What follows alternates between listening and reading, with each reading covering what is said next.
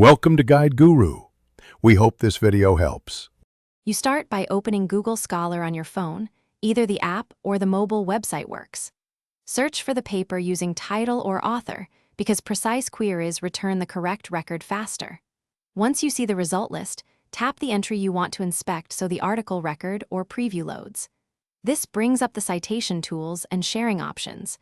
It's important because the copy link option is tied to that record, not the PDF viewer or external site.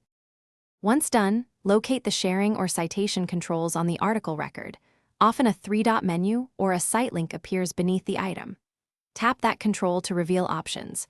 Google Scholar sometimes shows citation formats first, so make sure to expand or scroll to find copy link or a share icon. If the browser prevents copying, use the phone's share sheet to get a URL. This step matters because Scholar's link directs others to the source record, preserving metadata. To finish, tap Copy Link or choose Copy after selecting Share. That places the Scholar URL into your clipboard. Make sure to paste the link into a new tab, Message, or Notes app to verify it opens the correct record. This confirms you copied the stable record URL.